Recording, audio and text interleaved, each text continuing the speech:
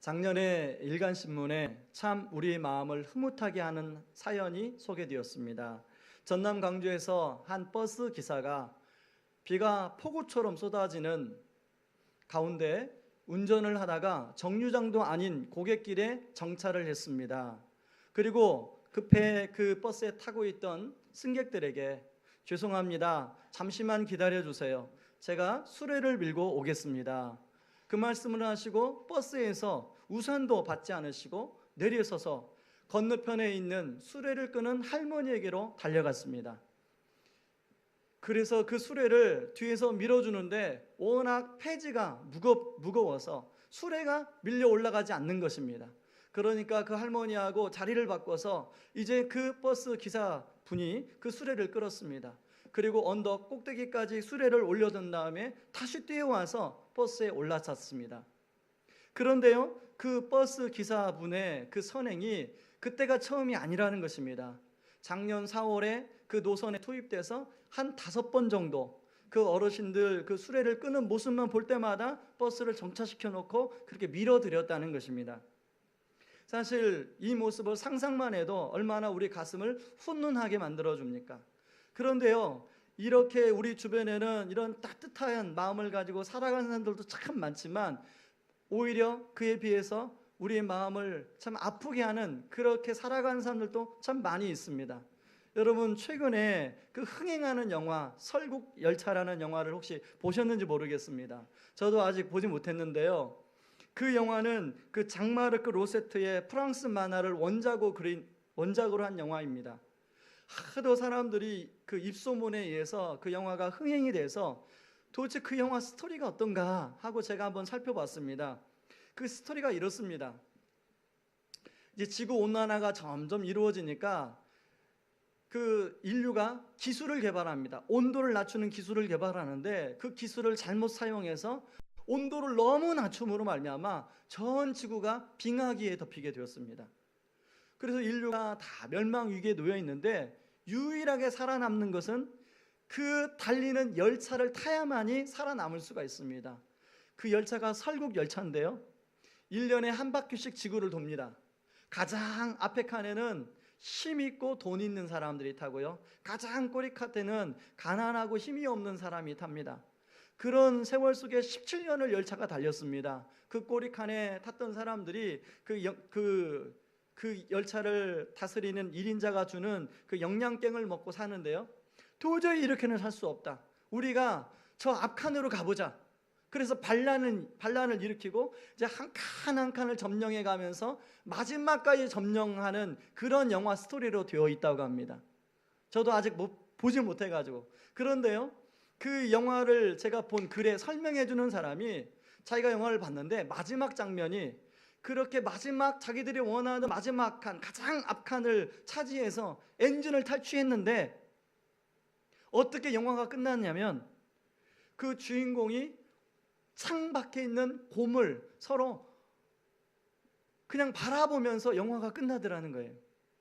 자기는 영화를 마지막을 보고 왜 영화를 그렇게 끝내나 생각하지 못했다가 나름대로 그분이 왜 그런 이유를 써놨는데요, 그렇게 해서 그 감독이 의도한 이유는 그렇게 해서 앞칸까지 점령해 보니까 거기 앞칸에 뭔가 자기들이 원하는 세상이 있을 줄 알았더니 인생이란 게 허무하더라는 것입니다. 그걸 감독이 의도했다는 거예요. 그분의 설명에 의하면. 그랬는지 안 그랬는지 정말 모르겠습니다.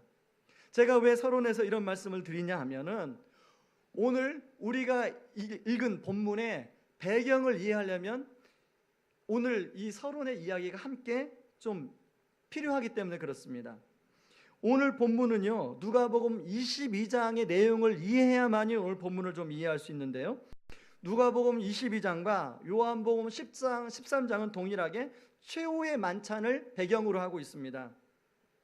제가 19절, 22장 19절, 20절을 한번 읽어보겠습니다. 또 떡을 가져 감사기도 하시고 떼어 그들에게 주시며 이르시되 이것은 너희를 위하여 주는 내 몸이라 너희가 이를 행하여 나를 기념하라 하시고 저녁 먹은 후에 잔도 그와 같이 하여 이르시되 이 잔은 내 피로 세우는 새 언약이니 곧 너희를 위하여 붓는 것이라. 사실 이 말씀은 우리가 성찬식 때 인도자가 낙록하는 말씀입니다. 얼마나 경건하고 얼마나 거룩한 말씀입니까? 그런데요, 이렇게 주님이 말씀하신 그 다음에 무슨 말씀이 나오냐면 22장 24절 말씀. 또 그들 사이에 그중 누가 크냐 하는 다툼이 난지라. 여러분, 다시 말해서 한참 경건하게 최후의 만찬이 이루어지고 있는데 지금 제자들의 마음속에서는 어떤 논쟁이 일어나냐면 누가 크냐, 이런 논쟁이 일어났다는 것입니다. 그런데 그 앞에 또라는 전치사를 단어를 보면 제자들의 마음에서 그 순간에 일어난 게 아니라 그 전부터 계속 그런 마음이 마음속에 내재되어 있었음을 알 수 있다는 것입니다. 그런가 하면요, 오늘 본문에 나오는 가룟 유다는 이미 예수님을 팔려고 마음을 먹고 있습니다. 요한복음 13장 2절에 제가 읽어봅니다. 저녁 식사를 하는 중이었습니다. 마귀가 이미 시몬의 아들 가룟 사람 유다의 마음속에 들어가 예수님을 배반할 생각을 갖게 하였습니다. 사실 이런 제자들의 모습이나 가룟 유다의 모습이 이제 예수님의 공생에 처음 시작해서 제자들을 뽑았을 초기가 아니라 제자들을 3년 동안 동거동락한 이제 제자들이 하산하는 시점, 제자 훈련을 다 마치는 시점이라는 것입니다. 제가 예수님이라고 가정하고 생각해 봤습니다. 만약에 제가 제자 훈련을 시킨 우리 집사님들이 이런 행동을 한다, 그러면 저는 굉장히 실망했을 것 같아요. 그리고 저는 겉으로는 화를 안 내지만 속으로 굉장히 화가 났을 것 같아요. 그런데요, 오늘 우리가 읽은 1절 말씀을 한번 보시기 바랍니다. 예수님 뭐라고 말씀하세요? 제자들을 사랑하시되 끝까지 사랑하시니라, 이렇게 소개되어 나옵니다. 우리 1절을 같이 한번 읽어보겠습니다. 시작. 유월절 전에 예수께서 자기가 세상을 떠나 아버지께로 돌아가실 때가 이른 줄 아시고 세상에 있는 자기 사람들을 사랑하시되 끝까지 사랑하시니라. 저는요, 23장 1절에 나온 예수님의 사랑을 보면서 제가 다시 한번 놀랐습니다. 아, 예수님의 사랑은 그럼에도 불구하고의 사랑이구나. 예수님의 사랑은 그러므로가 아니라 그럼에도 불구하고의 사랑으로 우리를 사랑해 주시는구나. 그리고요, 그런 실망스러운 제자들, 자신을 팔려고 하는 그런 가룟 유다를 향해서 뭐라고 하냐면 자기 사람들이라는 표현을 쓰고 있습니다. 내 사람들이라는 거예요. 저는 이 말씀을 묵상하면서요, 한편으로는 감사한 마음이 들었어요. 아, 예수님께서 우리들을 이렇게까지 사랑해 주시는구나. 우리가 비록 허물이 있고 우리의 연약함이 있고 우리가 실수할지라도 예수님이 이렇게 나를 이렇게까지 사랑해 주시는구나. 얼마나 감사한 마음이 들었는지 몰라요. 그런데 한편으로 또 부끄러운 마음이 들었어요. 예수님은 그 사람들을 향해서 끝까지 참아주시고 사랑해 주시는데, 저는 그동안에 목사라고 성도들을 그동안에 목양하면서 어떤 성도가 그 실망시키면 쉽게 마음속에서 포기하고 제 마음의 문을 닫아버렸던 적이 여러 번 있었던 것을 생각이 나더라고요. 그렇다면요, 여러분들은 어떻습니까? 여러분들은 어떤 상대방이 조그만 여러분들의 마음을 좀 비유가 어긋나게 하면 금방 마음의 문을 닫아버리고 마음의 선을 그어버리고 포기해버리는 그런 모습은 없었습니까? 저는 다시 한번 이 주님의 사랑을 보면서 우리가 주님의 수준까지 우리 사랑의 수준이 올라갈 수 있기를 주의 이름으로 축원합니다. 제가 한 달 전에 소개했던 그 야구 감독입니다. 고양 원더러스의 김성근 감독의 이러는 사람을 버리지 않는다라는 책을 소개한 적이 있습니다. 제가 좀 게을러서 그 책을 지난주에서야 다 읽었습니다. 그 책을 읽으면서 선수들이 왜 김성근 감독을 그렇게 존경하는지 새삼 다시 한번 깨닫게 되었는데요, 그 김성근 감독은 훈련을 가혹하게 시키는 만큼 선수들에게 유명한 감독이에요. 그런데요, 선수들만 그렇게 훈련시키는 게 아니라 감독도 훈련장에 나가서 함께 훈련한다는 것입니다. 그 60 후반 되시는 그 70세 정도 되시는 그 감독님이 자기들과 함께 그렇게 훈련장에 한다는 게 그 쉬운 일이 아니지 않습니까? 그런데요, 그렇게 훈련시키는 목적이 뭐냐면, 감독은 선수들을 잘 훈련시키는 목적이 다른 팀과 싸워서 우리 팀이 승리하기 위함입니다. 그런데요, 김성근 감독의 그 최종적인 목적은 그게 아니라는 거예요. 자기 그 팀에 있는 그 선수들을 잘 훈련시켜서 더 좋은 선수로 만들어서 좋은 팀으로 보내기 위함이라는 것입니다. 그 고양 원더러스라는 그 팀이 독립구단이라고 하는데, 저는 야구를 잘 몰라서 뭐 이 체제를 잘 모르겠습니다. 그런데 그 책에 보니까요, 고양 원더러스에 온 선수들은 프로로 가지 못한 선수들, 그리고 프로에서 낭망한 선수들이 모인 팀이라고 그래요. 그런데 매년 자신의 그 팀에서 프로로 가는 선수들이 매년 발생한다고 합니다. 제가 그 책을 읽다가 너무나 감동되는 말이 있어서 밑줄을 쳤습니다. 여러분들 한번 읽어드리겠습니다. 나는 이 선수들을 어차피 해서 혹시를 넘어 반드시 속하는 선수로 만들고 싶다. 어차피 안 되는 선수, 혹시 될까 싶은 선수에 그치지 않고 반드시 되는 선수로 말이다. 2012년도에도 프로팀으로 5명을 보낼 수 있었다. 어차피를 반드시로 만들기 위해 전력 투구를 한 결과였다. 나는 여전히 이 선수들을 어떻게 하면 성장시킬 수 있을지 고민하고 또 고민한다.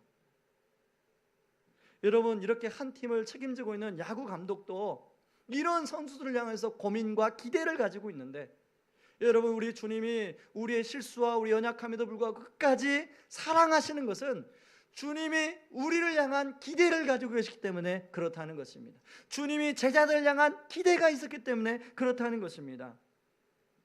바로 제자들이 지금은 좀 주님 보시기에 좀 부족하지만 장차 하나님 나라의 참된 일꾼으로, 모습으로 그렇게 세워지기를 원하는 그런 기대감이 예수님 안에 있었다는 거예요. 여러분, 그런 기대감을 우리 주님이 우리를 향해서 가지고 있습니다. 여러분 자신의 모습을 한번 생각해 보시기 바랍니다. 주님은 끝까지 사랑해 주시는데 우리 모습 보면 연약할 때가 많고요, 실수할 때가 많고요, 주님 앞에 불순종할 때가 많고요. 그럼에도 불구하고 주님이 우리를 사랑해 주시는 그 사랑에는 마치 김성근 감독이 그 선수 한 선수를 고민하며 또 고민하며 좋은 선수로 성장시키고자 하는 그런 기대가 있는 것처럼 주님이 우리를 향한 기대를 가지고 있다는 것입니다. 저는 그 기대에 부응하는 저와 여러분들 되길 바랍니다.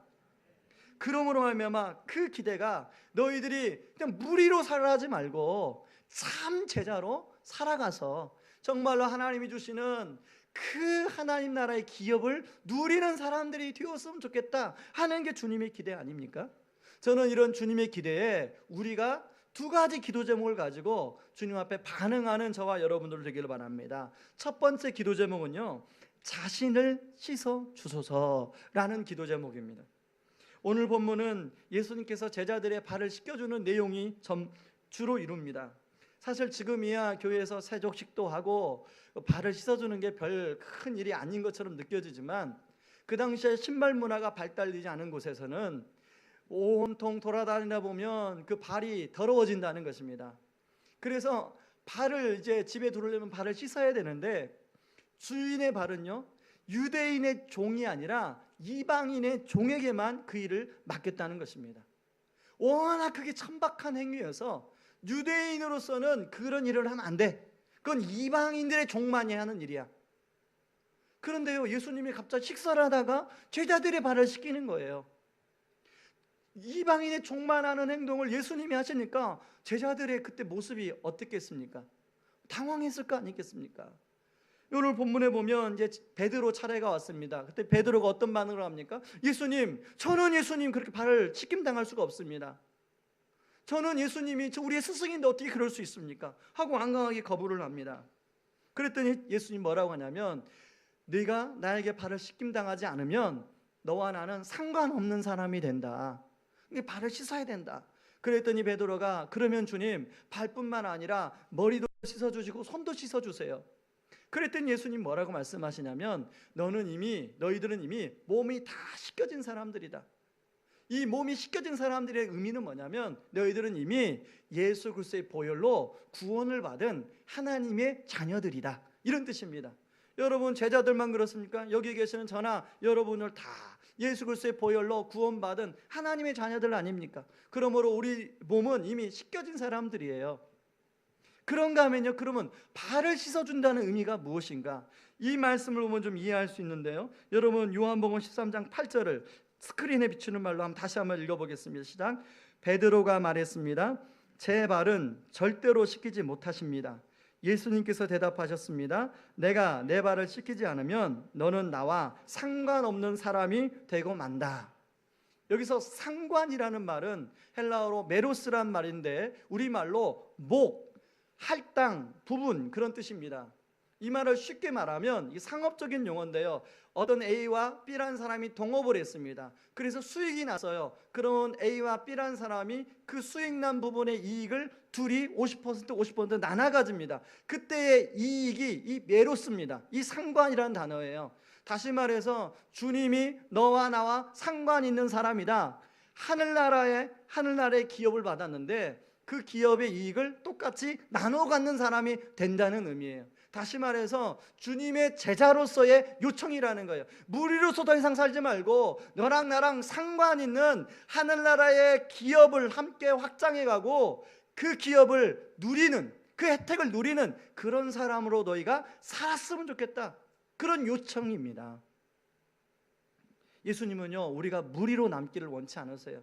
그래서 기회가 될 때마다 그런 무리 같은 우리를 향해서 제자로의 삶으로 초청하고 계세요. 그런데 우리는요, 베드로처럼 발 씻어주기를 거부할 때가 많아요. 그냥 주님, 나 무리처럼 응석바지 어린아이처럼 이렇게 살겠습니다. 나는 무리가 좋아요. 그렇게 말할 때가 참 많아요.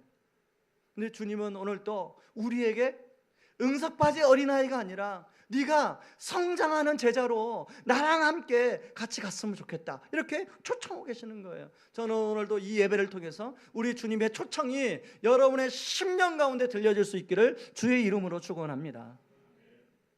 그래서 요한복음 12장 26절 우리 2주 전에 살펴봤잖아요. 사람이 나를 섬기려면 나를 따르라. 나 있는 곳에 나를 섬기는 자도 거기 있으리니 사람이 나를 섬기면 내 아버지께서 그를 귀히 여기시리라. 무리들이 호산나 호산나 나를 도와주소서, 나의 상황에서 해결해 주소서라고 외칠 때 너희들이 정말로 나를 따르거든 나를 섬기라고 말씀하시는 거예요. 무리가 아닌 제자의 삶을 살 때 우리 주님은 귀히 여겨주시겠다고 약속하고 있습니다. 여러분, 제자 훈련을 받아야만 제자가 되는 게 아니에요. 날마다 더러워진 발을 마치 물로 씻는 것처럼 날마다 더러워진 우리의 마음을 말씀과 성령으로 씻는 사람, 그 사람이 제자인 줄 믿습니다. 여러분, 팔레스타인은 돌아다니다 보면 모래 때문에 발이 더러워졌어요. 그런데 우리가 사는 세상은 돌아다니다 보면 이제 모래가 더 이상 우리를 더럽히지 않아요. 우리 신발이 발달했기 때문에. 그런데요, 이 세상에 잡스러운 모래들이 너무 많아요. 우리의 마음과 생각을 더럽히는 것들이 너무 많아요. 최근에 한 인터넷 포털 뉴스에 보니까요, 불륜 산악회와 커피 아줌마라는 제목이 있더라고요. 그래서 어떤 내용인가 하고 들어가 보니까 그 산악회란 이름을 가지고 이제 주말에 이렇게 등산을 가고 운동을 하시는 분들이 많이 있는데, 그 중에는 전혀 모르는 남자, 전혀 모르는 여자가 그 산악회 안에서 만나서 이상한 관계로 빠져서 가정이 파탄내는 그런 예가 너무나도 부지기수에 많이 일어나고 있더라는 거예요. 그리고 커피 아줌마, 산에서 커피만 파는 게 아니라 이상하게 해서 이상한 관계로 발전해서 그런 가정의 나중에 어려운 결과를 초래하는 일이 많이 있더라는 거예요.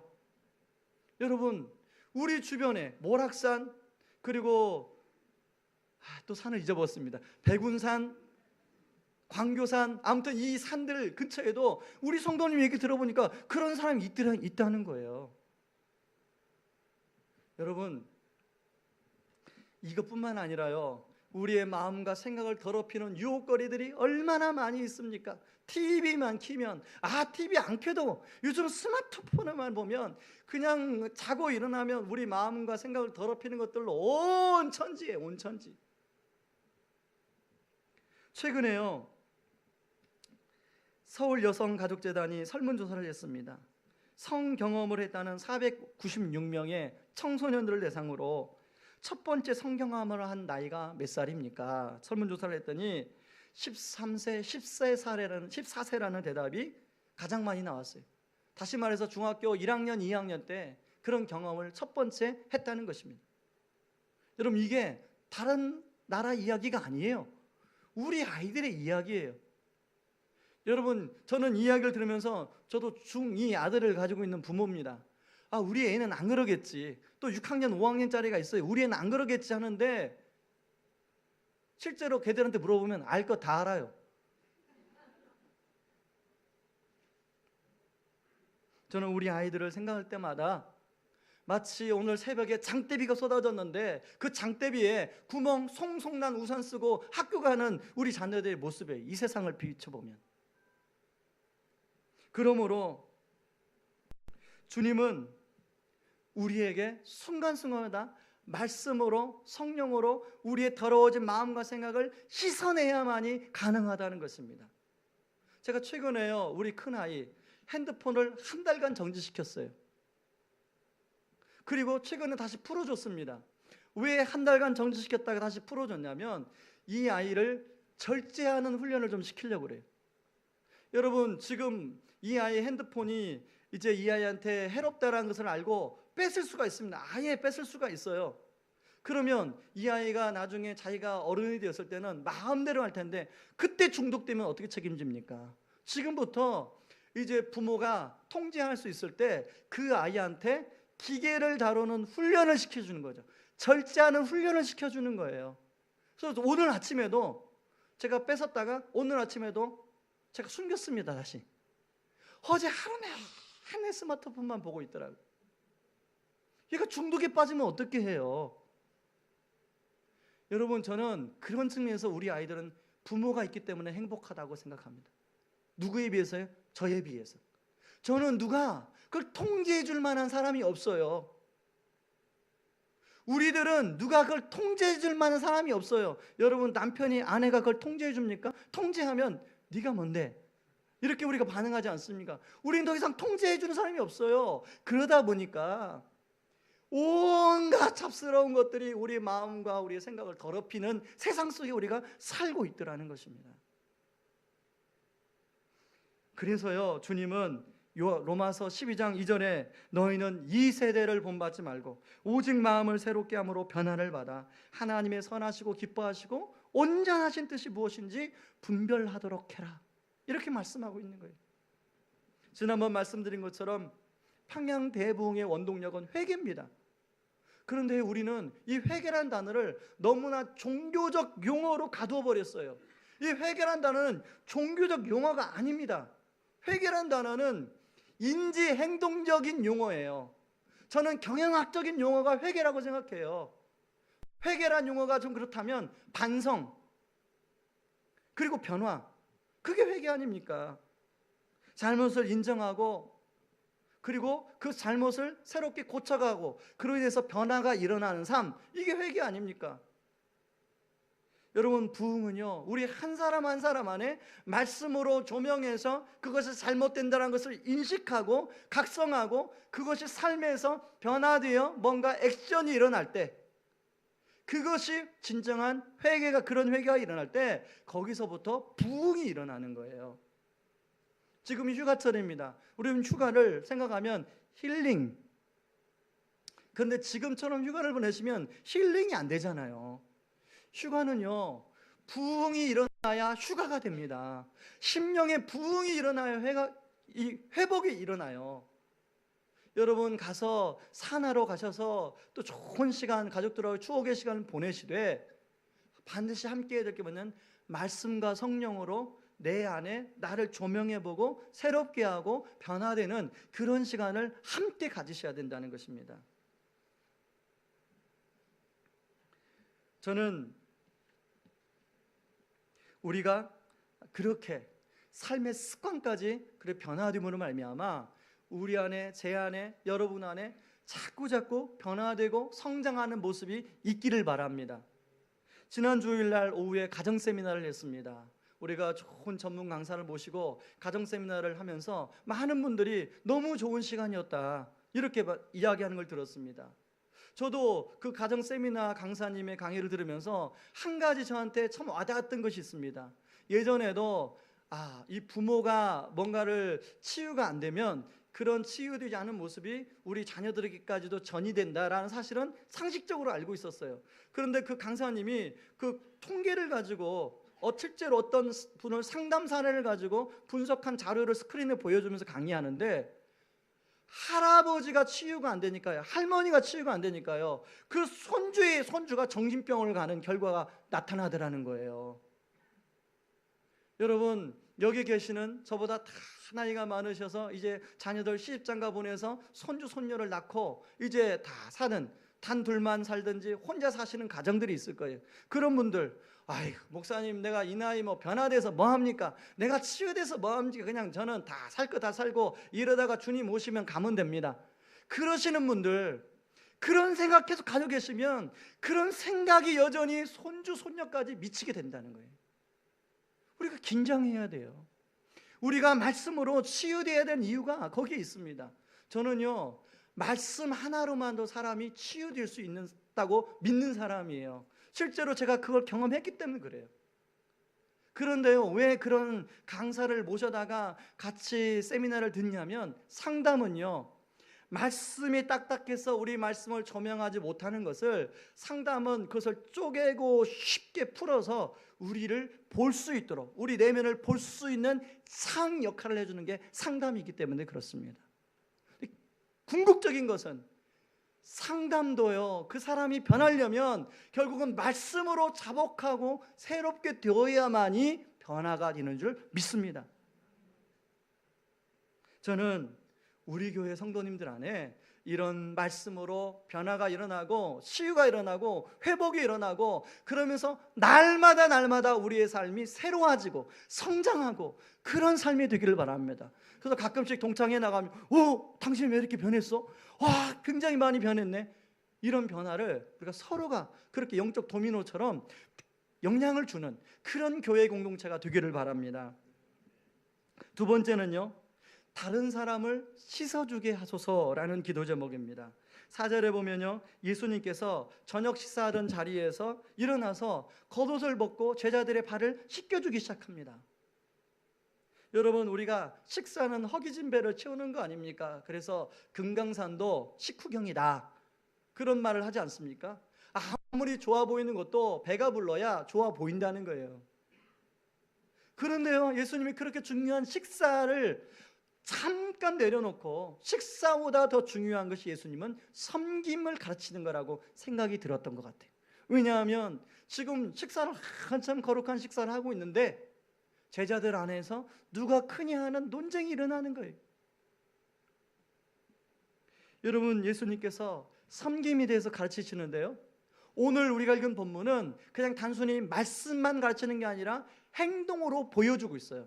예를 들면 마태복음 20장 25절 26절, 거기에 보면 세베대의 아들 어머니가 나와서, 예수님, 우리 아들을 우편에, 우리 아들을 좌편에 하나님 세워주십시오 그랬더니, 그 다른 제자들이 그 얘기를 듣고 막 화가 나서 이렇게 분을 일으키는 그런 내용에 우리 주님이 뭐라고 말씀하시냐면 25절 26절 27절 이렇게 말씀합니다. 예수께서 제자들을 불러다가 이르시되, 이방인의 집권자들이 그들을 임의로 주관하고 그 공관들이 그들에게 권세를 부리는 줄을 너희가 알거니와 너희 중에는 그렇지 않아야 하나니, 너희 중에 누구든지 크고자 하는 자는 너희를 섬기는 자가 되고 너희 중에 누구든지 으뜸이 되고자 하는 자는 너희의 종이 되어야 하리라. 이렇게 말씀으로만 가르쳤어요. 그런데요, 오늘 예수님께서는 직접 몸으로 섬김을 보여주고 있습니다. 여러분, 요한복음 13장 4절 5절 말씀을 한번 비춰주시기 바랍니다. 제가 그 부분을 좀 자세히 써놨는데요, 예수님의 행함을 저자는 7개의 동사를 사용해서 연속해서 사용함으로 그걸 강조해서 보여주고 있습니다. 일어나, 벗고, 가져다가, 두르시고, 떠서, 씻으시고, 닦기를 시작하여. 이처럼 예수님이 행함이 얼마나 중요한가를 보여주고 있는 거예요. 그래서 4절 5절에 보니까, 내가 주와 또는 선생이 되어 너희 발을 씻었으니 너희도 서로 발을 씻어주는 것이 옳으니라. 내가 너에게 행한 것이 너희도 행하게 하려 본을 보였노라.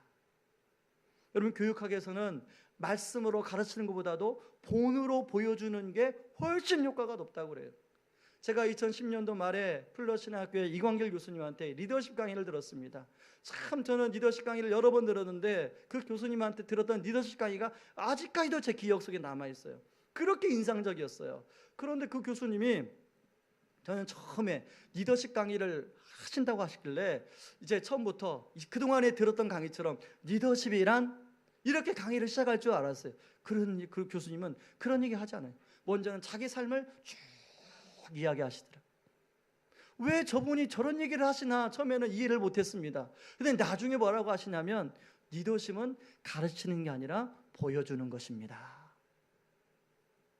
그때서야 그렇구나. 리더십은 가르치는 게 아니라 보여주는 거구나. 여러분 그 말이 맞잖아요. 리더십은 가르치는다고 되는 게 아니라 보여줄 때 되는 줄 믿습니다. 저는 우리 교회 성도님들이 이곳저곳에서 교회를 아름답게 섬기시는 모습이 참 보기 좋습니다. 저는 그런 섬김의 문화가 잘 정착된 것은 먼저 교회에 오신 성도님들이 여기저기 먼저 그렇게 섬겨주셨기 때문에, 그런 본을 보여주셨기 때문에 이제 그 다음에 오시는 분들도 다 이 교회에서는 그렇게 하시는구나 하고 다 알아서 섬겨줬어요. 일부 예배를 끝났더니요, 우리 한 순장님이 저한테 달려오셨어요. 목사님 우리 순원 중에 한 집사님이요, 섬김이 있어서 얼마나 교회 청소를 쉬워졌는지 몰라요. 그러면서 저한테 화장실을 데리고 가시는 거예요. 그래서 지금 왜 그러시나 그랬더니, 화장실에 이제까지 화장실 청소를 하는데 2층에만 수도꼭지가 있어서 5층 화장실까지 청소하려면 물을 떠가지고 5층까지 가서 그렇게 청소를 하셨다고 그래요. 그런데 그런 기술이 있는 성도님이 자기 순원 중에 계셔서 그분이 각 화장실마다 그렇게 물 뜨지 않고서도 수도꼭지를 달아서 물을 사용할 수 있도록 다 이렇게 해놓으셨다는 거예요. 그리고 저한테 그걸 설명해 주는 거예요. 저도 몰랐던 게, 그걸 보니까 얼마나 감사한지. 여러분, 저는 그런 성도님들이 교회 안에 많은 게 감사한 생각이 듭니다. 지난 주일도 마찬가지예요. 우리 김용준 전사님, 이제 아버님께서 소천을 하셨습니다. 원주 멀어요. 주일날 오고 피곤할 텐데, 그래서 저는 교회 많이 가셔도 한 교회차까지 해서 3대만 가면 충분하겠다 계산하고 이미 다 세팅을 시켜놨습니다. 그랬더니요, 3대 부족하더라고요. 봉고차 4대 부족해서 개인차를 가져가시는 분들이 또 계셨어요. 그렇게 많이 가신지 몰랐습니다. 이제 유로 예배를 드리려고 딱 자리에 섰는데 성도님들을 바라보니까 가득한 거예요. 한 40분 이상 오신 것 같아요. 그랬더니요, 그 김 전사님, 그 어머님이 10년 이상 남편을 수활했으니 얼마나 몸이 지치겠습니까? 그런데 그게 얼마나 위로가 되셨던지 우리 전사님한테 몇 번이나 그런 얘기를 하시더란 거예요. 다른 유족들도, 이야, 내가 섬기는 교회 성도님들 그렇게 많이 오실 줄 몰랐다. 그래, 너무 감사해서 이제 여러분, 우리 어머님께서 떡을 여러분을 드시라고, 식사 시간에 드시라고 떡을 준비했습니다. 떡을 드시면서 이렇게 섬김의 그 떡이시구나 이렇게 생각하시면 되겠습니다. 여러분, 이러한 섬김은요, 생각의 중심을 옮길 때 저는 가능한 것이라고 생각합니다. 제자들이 서로 누가 크냐라고 할 때, 논쟁할 때는 생각의 중심이 자기한테 있어요. 그런데 이제 사도행전에 가서 성령 충만을 받고 그렇게 성령의 열매가 나타날 때는 생각의 중심이 자기한테 있는 게 아니라 다른 사람에게로 이동했습니다. 여러분, 상대방을 먼저 생각하고 배려하는 마음을 가질 때 섬김이라는 결과물이 나오는 거예요. 그렇게 할 때 성령의 역사가 나타나는 거예요. 성령이 그것을 타고 일하시는 것 줄 믿습니다. 이 말씀을 준비하고 있는데요, 성령께서 저를 깨우치시는 거예요. 저를 막 나무라시는 거예요. 지난주 목금토 청년부 수련회가 있었습니다. 이제까지 주일학교 수련회를 하면 항상 가서 간식을 사들고 와서 청년들을 위로하고 격려했습니다. 그리고 초등학생도 중고등부 학생들 그렇게 했습니다. 근데 청년부 수련회 휴가 피크타임, 생각해보니까 가서 왔다 갔다 하면 온종일 하루가 다 사용될 것 같아요. 그러면 주일 준비하는데 어려움이 있을 것 같아요. 그래서 청년들한테 양해를 구했습니다. 이번에는 내가 가지 않고 미리 간식비를 줄 테니까 너네들이 알아서 해라. 그런데 성령님께서 그것은 네 생각이고, 깨우치시는 거예요. 그건 네 중심의 생각이고 청년들 중심으로 생각해봐라. 가서 위로하고 담임 목사가 그래도 위로하고 격려하는 게 훨씬 낫지 않았겠니? 청년들한테 미안한 마음이 들더라고요. 우리 청년들한테 1부 예배 때 이미 사과했는데 오지 않은 청년들한테 2부 예배 때도 사과하겠습니다. 정말 미안합니다. 우리 교회 주차부에서 배려 주차장을 운영하고 있습니다. 이제 2부 예배 때 늦게 오시는 성도님들, 또 우리 교회 처음 오신 성도님들을 향해서 요 앞에를 배려 주차장으로 이제 활용할 수 있도록, 기존 성도님들은 운동장에 대시거나 또 봉사하시는 분들은 저 지하 주차장에 대시라고 그렇게 하고 있습니다. 그래서 제가 이제 어제 말씀을 준비하다가 주차부 부장님께 전화를 드렸습니다. 집사님, 배려 주차장이 잘 되시죠? 그랬더니 그 주차부 집사님 하시는 말씀이, 목사님 잘 되는데요, 지난주에 잘 안 됐습니다, 그러시더라고요. 모르겠어요, 지난주에 왜 안 됐는지. 여러분 아시죠? 다 나름대로 여기다 갑자기 차 대신 분들은 사연이 있을 거예요. 다 사정이 있을 거예요. 여러분, 다음 주부터는 배려 주차장이 잘 운영될 수 있기를 바랍니다. 그래서 우리 교회에 처음 오시는 분들, 이제 온 지 얼마 안 되시는 분들은 요 앞에 되셔도 상관없습니다. 그리고 좀 몸이 불편하신 분들은, 또 애기 엄마들은 요 앞에 되셔도 상관없습니다. 그런 분들을 위해서 건강하신 분들은 조금만 더 가셔서 운동장에 차를, 아니면 학교 정원 쪽에 차를 주차하시고 와서 예배를 드리시기 바랍니다. 저는 성도님들 중에요, 목사를 부끄럽게 하는 성도님들이 있습니다. 제가 일부 예배 때도 그분이 참석하고 계셔서 참 민망했는데요, 이분은 전에 교회를 다닐 때 장애인 목욕 봉사를 했어요, 그 교회에서. 그래서 이제 집을 이사를 했습니다, 의왕으로. 그래서 이제 우리 교회로 옮기시게 됐는데, 교회를 옮겨서 이제 봉사를 그만두려고 하는데 자꾸 자기가 그동안에 섬겼던 사람이 그 눈에 자꾸 생각나더라는 거예요. 그래서 지금도 봉사를 계속 하신다는 거예요. 그래서 그분이 1부 예배를 드리는데요, 1부 예배 마치고 2부 예배 지금 시간에 목욕 봉사를 지금 하고 있을 거예요. 그분이 자녀들이 아직 어립니다. 그 자녀들이 어리는데 이제 자녀들이 조금 자라고 성장하면 아이들과 함께 목욕 봉사를 다니고 싶대요. 처음 목욕 봉사 갔더니요, 그 장애인이 냄새가 나고, 그리고 다 큰 장애인이 말을 안 들으니까, 말이 안 통하니까 굉장히 힘들었다는 거예요. 그래서 포기할 뻔, 몇 번 포기하려다가 했다는 것입니다. 저는 그런 분들 얘기 들으면 목사라는 게 부끄러워요. 저는 우리 교회 성도님들이 구석구석에서 제가 여전히 모르는 그런 섬김을 하시고 계시는 성도님들이 계실 거라고 생각합니다.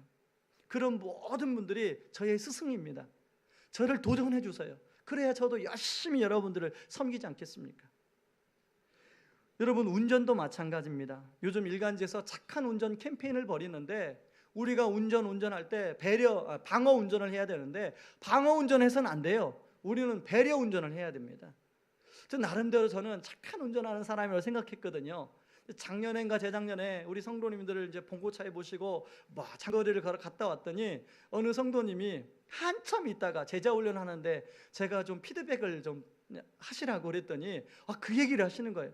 목사님, 운전하실 때 전화를 하는데 깜짝 놀랐습니다.